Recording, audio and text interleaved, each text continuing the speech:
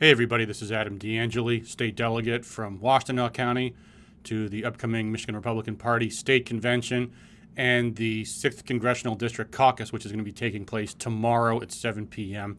I'm making this video as a follow-up and an elaboration on a couple of emails I sent last night regarding the rules for the District Caucus, how we choose who our district chair, district officers, district committee members, and state committee members are. In an email I sent out a little while after 7 o'clock p.m., I was very upset that we still had not yet even seen what the proposed rules were going to be from our incumbent district chair, now less than 48 hours before the convention. Shortly after that email, Michael Struther, sent off his proposed rules, and there was a lot of problems with them. And as I mentioned in the email, these are things that we kind of anticipated. And by we, I mean myself, the executive director of the Washtenaw County GOP, John Dunlap, the chair of the Washtenaw County GOP, Matt Wilk, the chair of the Wayne 6th Congressional GOP, and we were also speaking with Daniel Lawless, who is a state delegate from the Oakland County delegation, one of 12 delegates, and who I believe is seeking to be on the state committee from Oakland County.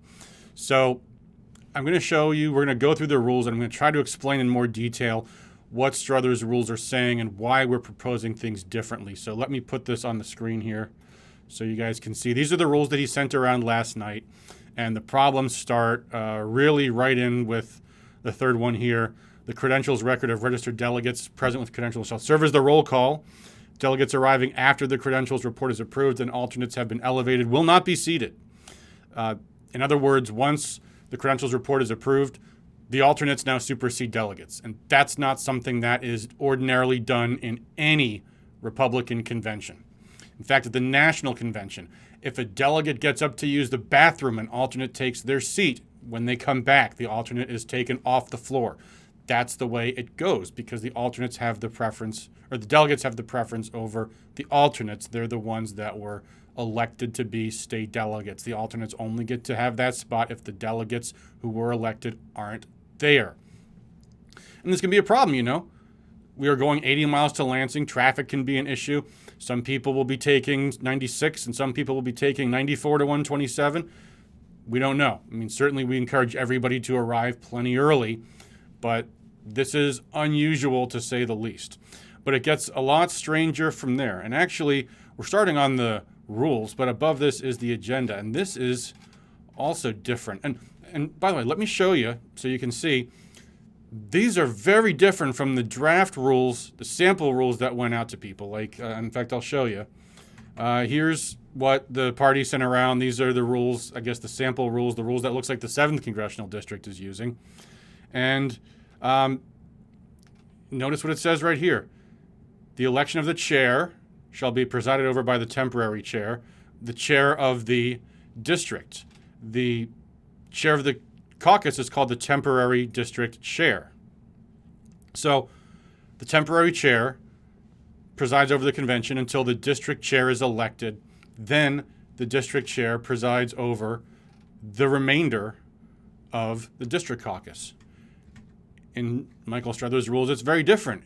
We elect a permanent caucus chair who appoints the sergeant of arms. It's sergeant at arms, and sergeant is spelled differently, but that's okay. And here's an interesting question. Who will the permanent chair be? Then who will the tellers be? Because, this can be very important. The tellers, according to these rules, are the ones that are going to provide the ballots. Ballots shall only be handled by tellers and the individual member receiving the ballot. Non-compliance with these rules shall void the ballots in question. Well, that's a lot of power that the chair of this caucus has, who apparently is not the actual candidate for district chair. So who is going to be counting these votes? We don't know. That's a lot of power that goes to the chair, the temporary chair, and then the permanent chair, whoever that might be. And if we want to have a fair election, shouldn't the first thing we do is elect the chair of the district caucus, the chair of the district? But there's a lot of other issues here too. Contested candidates shall have the opportunity to speak for the following nomination in the order of nomination for an amount of time not to exceed the following: 3 minutes for each district chair candidate, 1 minute for every candidate for a district and state committee. Well, there's 25 seats. So 50 people run. 50 people are going to speak for an hour. And it could be more. It could be more. But the more interesting thing is that there's no division into county caucus. And we see that here in these 7th district rules. The remaining elections will take place by individual county caucus. And they spell out the apportionment across the counties based upon what the population of the county, well, it's not the population, it's the number of votes for Secretary of State. So they make sure that the district committee has a proportional number of members from each of the counties that are the constituent parts of the district. In ours, we're all voting in one big body, so people who don't know each other were voting for each other. Washtenaw County delegates are voting for Wayne County representatives to the district, and vice versa, and with Oakland, of course, as well. Most of us don't know each other. I'm very active in politics. I don't know most of the people in Wayne or Oakland counties, period. And nobody else will either. So they're going to get up and say a few words, and what is that? Is that enough? Is that enough for somebody to make an informed decision versus people in my county know me, and I know a lot of them? These are important considerations for delegates to make in how they choose their leaders. Also, by the way, these proportions are a little unusual. So the highest vote getters for state committee will be 3 to Wayne, 2 to Washtenaw, and 1 to Oakland. Well, if Michael Struther is the district chair, which he wants to be, that means Washtenaw gets 3 seats to Wayne's 3. Is that fair? Well, from Washtenaw County, maybe I'd like to think so, but let's look at the numbers, shall we? Here's what the numbers actually are. The apportionment's based on how many votes the candidate for Secretary of State got in the last election. That's how it works in the convention after the midterms. In the conventions after the presidential races, it's the votes for president. But they use the SOS because that's seen as like a bellwether race. So here are the numbers, and here's the percentage of the total from each of the counties. So how does that work out when we figure, okay, well, how many people out of a group of 7 should each county get? Well, Monroe County, it's only one precinct in the city of Milan. In fact, they don't have any precinct delegates. They don't have any state delegates. They didn't send anybody. They would be entitled to 1 because everyone gets to have at least 1. But they have none because they have no precinct delegates. And the fraction you see are so tiny, so they don't get anybody.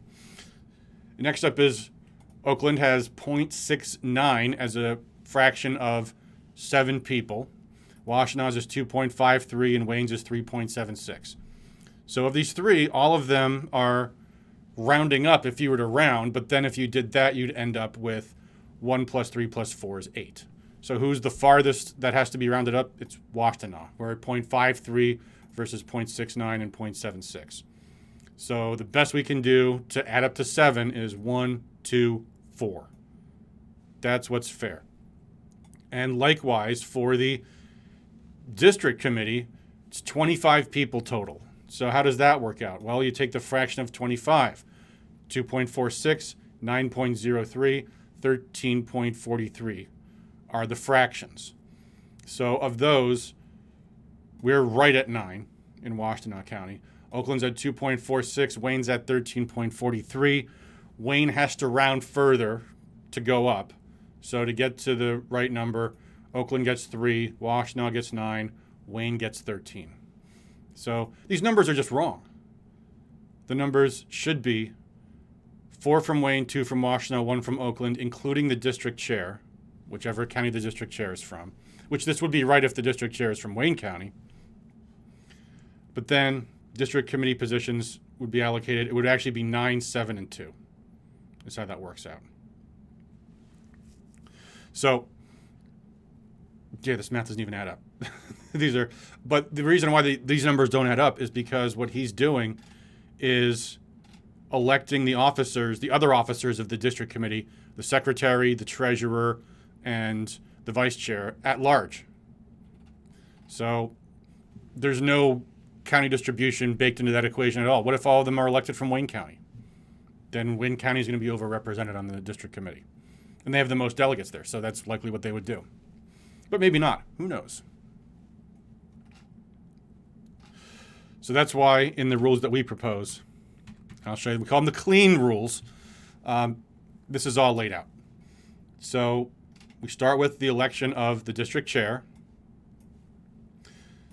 Then we have this apportionment, and the district chair shall count as a member from the county. And at the county caucuses, we'll each elect the representation from our own counties. So nobody from Oakland County is running for district chair, so they get one on the state committee. Washtenaw will get 2. If Strother becomes the next district chair, then we get 1 more. Otherwise, we get 2 more. And likewise, Wayne gets 4. If one of them is the chair, they get 3 more. And then they get the additional 9, 7, and 2 for the rest of the district committee. And this seems absolutely reasonable to me. It'd also be a time saver. The district committee elects its other officers. So that's the way we would propose doing this. Now, there is another important consideration, and that is that the state committee, the members of the state committee from each district have to be 3 men plus 3 women plus the chair. And that comes from the state party rules. I will show you. Here's what it says in the rules for the selection of delegates and alternates as it describes the Congressional District Caucus. It says, electing 7 persons, no more than 4 of which shall be the same gender, 1 of whom shall be the district chair. Meaning 3 women, 3 men, plus the chair. So that's what we have to do.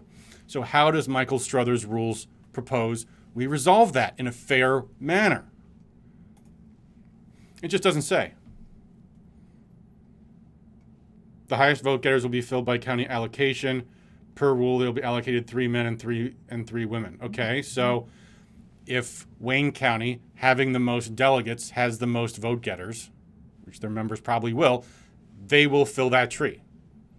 So if Wayne County elects a female chair and 3 other females to be on the state committee, then Washtenaw County cannot elect a female member of the state committee.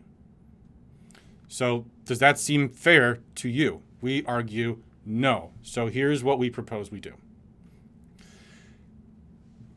Number 1, each county gets their top pick, period. Wayne, Oakland, Washtenaw each get their top pick. Then Wayne gets their next. But if the quota for one sex is full, then it goes to a person from the opposite sex. Then the same with Washtenaw, then the same with Wayne. Or if the district chair is from Washtenaw, then it would go top 3, and then it would go Wayne. Well, you'd have one from Washtenaw, who's the district chair, one from Washtenaw, who is in the top 3. So then it would just be the other 3 from Wayne. Would all be subject to the rule. So what we specify doing is that when we have these county subcaucuses, Washtenaw will need to elect 1 state committee member in waiting. So the first highest vote getter that we pick automatically goes to state committee.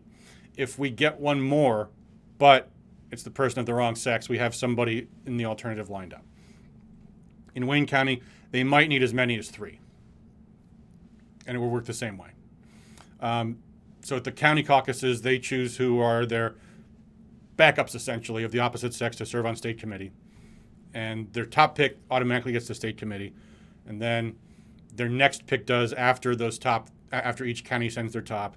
And then Washtenaw might get 1 more, and then the rest of them, they're subject to that rule. So they've got a queue of who they picked, and it goes accordingly. That way, every county gets its top pick. And that, to us, seems like the most fair. So that's the way that all works. And it's laid out. It's a little confusing to read here, but that's what that procedure is that I just described. So in Washtenaw County, we choose who the members of the district committee are from our county. Same for Wayne, same from Oakland, where we are electing the people among those we know personally. And that's about it. And that means it's going to go faster because it's easier to count a smaller number of votes from a smaller pool of candidates and a smaller pool of voters. So the voting will be quicker across the board. We'll save a lot of time. We'll have better apportionment of the delegation from each county. And there's no funny business with who's going to be the tellers, and so on and so forth. Each county is going to run its own operation. In Washtenaw County, at our county convention, we voted for who we think these people should be. So ours is already done. It'll be done in a matter of moments, most likely. Oakland County is 12 people. Wayne County might take a little longer. But this way it'll be within Wayne County to decide who they want for the state committee. The district committee will get done early. We'll be out by 8 o'clock. If we don't do it this way, if we do it this way, there's a lot of unanswered questions. And some of this is just bizarre. You know, elections should be decided by plurality. Plurality. 34% could become the district chair. Is that fair? We have 2 candidates from Wayne County and 1 from Washtenaw County running. Is it fair to the candidates from Wayne County? And is this the way it's done anywhere else? Of course not. At the state convention, we have 11 candidates for state chair. 10 now, 1 dropped out. We're having 2 rounds of runoffs. We're not doing a plurality because we understand there'd be a problem if we had a state chair who was elected with 12% of the vote. So that's why there has to be a runoff so that everybody has their say when it comes down to the final 2 candidates and 1 candidate has a majority. Why this is in here